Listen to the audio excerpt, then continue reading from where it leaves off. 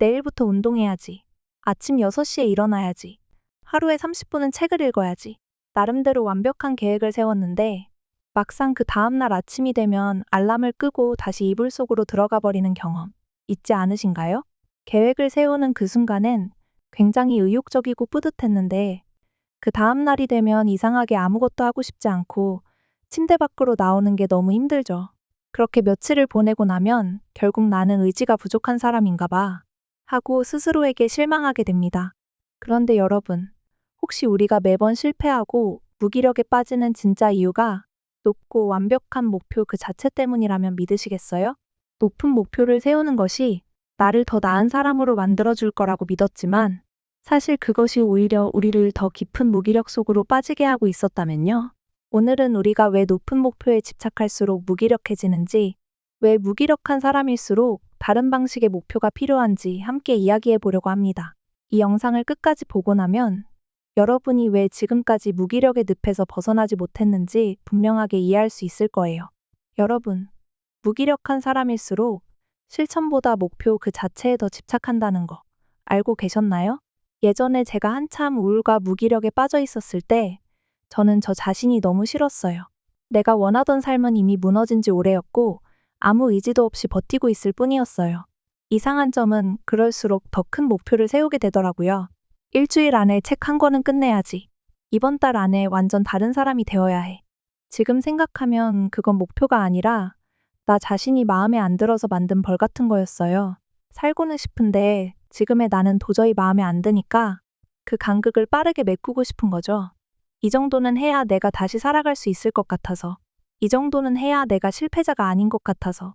그러니 이만큼은 바꿔야 해라는 식의 극단적인 기준을 세우게 되는 거죠.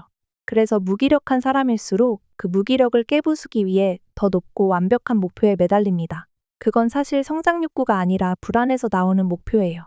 이처럼 불안에서 나오는 높은 목표는 우리를 성장시켜 줄 것 같지만 실제로는 무기력을 반복시키는 가장 흔한 이유 중 하나예요. 거창한 계획을 세우고 그것부터 완벽하게 해내려는 마음. 많은 사람들이 이걸 의지라고 생각하지만 사실 뇌는 그렇게 작동하지 않습니다. 우리 뇌는 원래부터 변화를 불편하게 여기는 구조예요. 특히 무기력한 사람의 뇌는 더욱 그렇죠. 갑작스러운 변화를 위험이라고 판단하고 가능하면 지금 상태를 유지하려고 해요. 이건 게으른 성격의 문제가 아니라 생존을 위한 시스템이에요. 특히 높은 목표처럼 크고 복잡하고 새로운 계획이 주어지면 뇌는 그걸 감당하기 어렵다고 판단하고 실행 자체를 회피하기 시작합니다. 좀 더 준비되면 시작하자. 오늘은 상태가 별로니까 내일부터 하자. 지금은 시기가 안 좋아. 이렇게 합리화되는 생각들이 떠오르기 시작하면 그건 뇌가 이미 거부 반응을 보이고 있다는 신호예요. 결국 계획은 계속 미뤄지고 실행하지 못한 경험은 실패감으로 남고 그 실패를 덮기 위해 또다시 더 큰 목표를 세우고 이 반복이 무기력을 더 깊게 만듭니다. 겉으로 보기엔 의욕이 넘치는 것 같지만 속을 들여다보면 계획만 반복하는 무기력의 루프에 갇혀있는 경우가 많아요. 이게 바로 목표, 실패, 자책, 더 높은 목표 추구의 순환구조예요. 우리는 그 안에서 계속 돌아다녀요. 그게 무기력을 만들어내는 시스템이라는 걸 모른 채로요.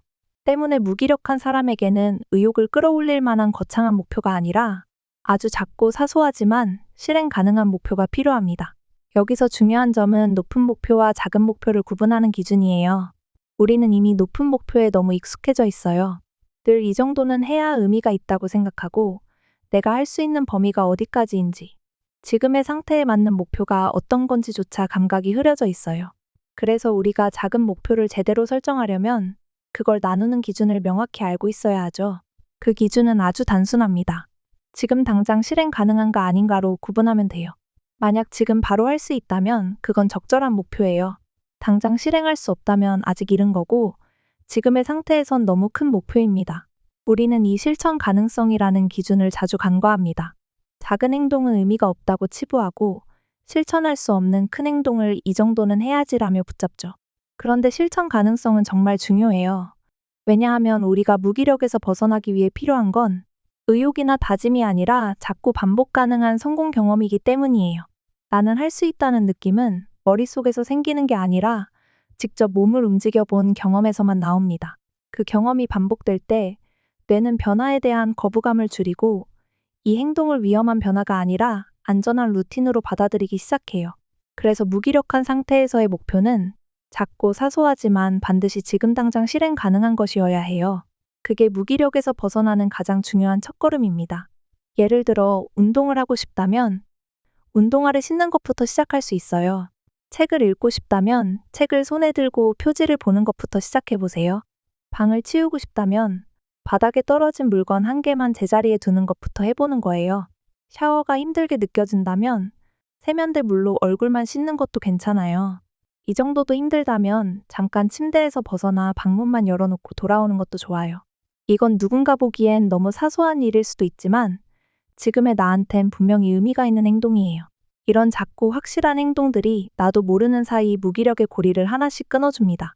이런 사소한 행동 하나는 지금까지 무기력한 패턴에 갇혀있던 우리의 뇌에게 나는 움직일 수 있는 사람이다 라는 완전히 새로운 신호를 보냅니다. 그리고 그 행동을 같은 방식, 같은 흐름으로 매일 반복할 수 있다면 그건 점점 자동화된 습관이 돼요. 습관이 만들어지면 더 이상 의지를 동원하지 않아도 되고 우리는 이 과정을 변화라고 부릅니다. 그리고 이 작은 행동을 어떻게 설계하고 어떻게 습관으로 확장시킬 수 있는지에 대해 더 깊은 이야기가 궁금하시다면 제가 이전에 올려둔 영상을 꼭 확인해 보세요. 제가 어떻게 무기력의 가장 밑바닥에서 일상으로 다시 걸어 나오게 되었는지 제게 정말 실질적인 도움을 줬던 책 이야기도 담아두었어요. 지금 이 순간을 살아내고 있는 당신에게 현실적인 힌트가 되었으면 좋겠습니다. 그리고 만약 지금 너무 지쳐 있다면 영상 아래에 댓글을 하나 남기는 것부터 시작해도 괜찮아요. 그것도 분명 당신이 무기력을 극복하기 위해 만든 움직임이니까요.